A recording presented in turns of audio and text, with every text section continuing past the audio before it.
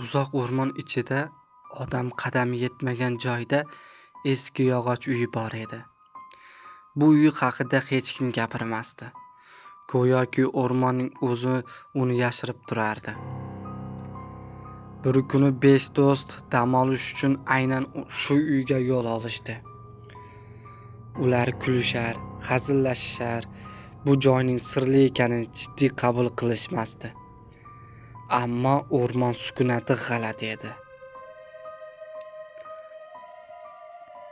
Uy podvalida ular chang bosgan, teri bilan qoplangan qadimiy kitob topishdi. Kitobning sahifalari qo'rqinchli belgilar va noma'lum yozuvlarga to'la edi. Bu oddiy kitob emasdi. Bu o'liklar kitobi edi. Do'stlardan biri qiziqib kitobdagi matnni baland ovozda o'qiy boshladi. So'zlar aytilishi bilan havo og'irlashdi. Shamol eshiklarni qattiq yopdi va o'rmon ichidan noma'lum tovushlar eshitila boshladi. Ular bir narsani uyg'otishganini hali tushunishmagan edi. Tun qorong'ilashgani sari uy ichida g'alati hodisalar boshlandi.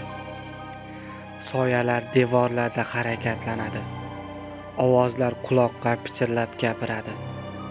Birin-ketin do'stlarning xatti harakatlari o'zgaradi. Go'yoki ular endi o'zlari emas, uy ichida qo'rquv kuchayadi. Tashqarida esa o'rmon jonlangandek tuyuladi. Qochish yo'li yo'q. Mashina ishlamaydi.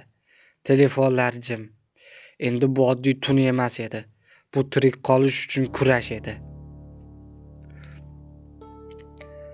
Ash ismli yigit esa oxirigacha qarshi turishga qaror qiladi. Qo'rquvni sindirmaydi. U shuni tushunadi. Bu yovuzlikni faqat jasorat to'xtata oladi. Tong yorishganda esa o'rmon yana sokinlashadi. Uy esa yana jim. Ammo savol bitta. Yovuzlik rostdan ham ketdimi? Yoki u shunchaki keyingi qurbonini kutyaptimi? Ba'zi kitoblarni ochmaslik kerak.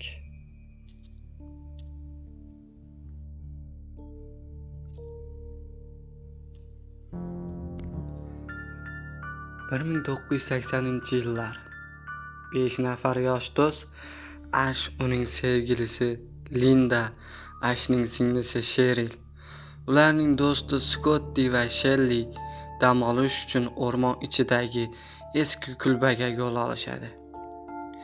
Yo'l tor, daraxtlar quyuq, go'yoki o'rmon ularni kuzatayotgandek. Ular kulbaga yetib kelishadi. Uy eski yog'ochlari chirigan, ichkarisi chang bosgan. Ammo yoshlar buni sarguzash deb qabul qilishadi. Tun tushadi. Scotty podvalni ochadi. Pastda chang bosgan buyumlar orasida g'alati narsa topiladi. Inson terisiga o'xshash material bilan qoplangan qadimiy kitob. Uning nomi Necronomicon, yonida esa eski magnitofon va tasma bor. Ular tasmani yoqishadi.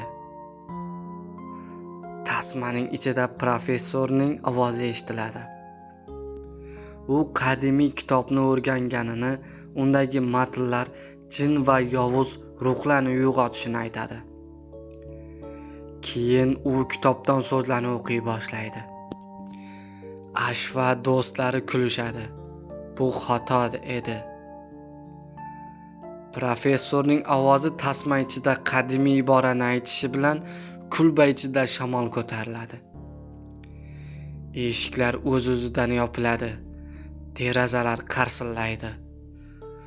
O'rmon uyg'ongan edi. Birinchi qo'rquv. Sheril yolg'iz qoladi.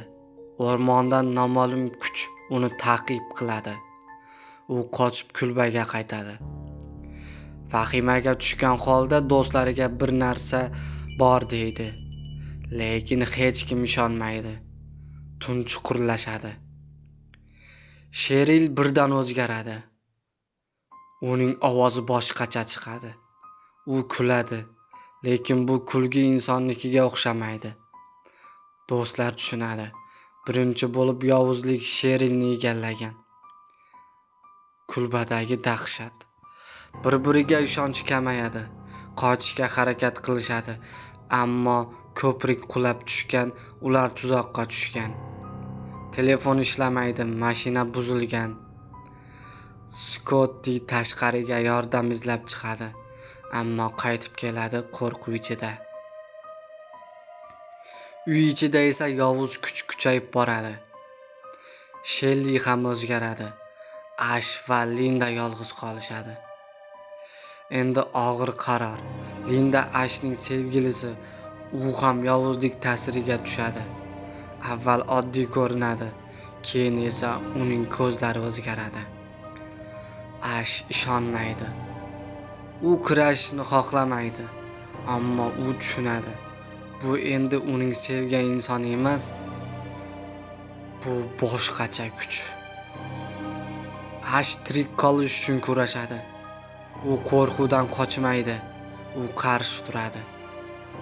Bir-biridan ayrilgan do'stlar zulmat ichida qolgan, kulba tashqarida esa to'xtovsiz shamol. So'nggi tun nihoyat tugaydi. Tong yorishadi. Yovuz ruhlarning kuchi susayadi. Ash yolg'iz tirik qoladi. U kulbadan chiqadi. O'rmon yana sokin, go'yoki hech narsa bo'lmagandek. Ash yengil nafas oladi, lekin birdan ovoz kuchayadi. O'rmon ichida ko'rinmas kuch yana harakatlanadi. U tezlik bilan Ash tomonga yaqinlashadi va ekran qorong'ilashadi. Ba'zi kitoblar insoniyat bilmasligi kerak bo'lgan sirlarni o'zida saqlaydi va ba'zi eshiklar ochilgach qayta yopilmaydi.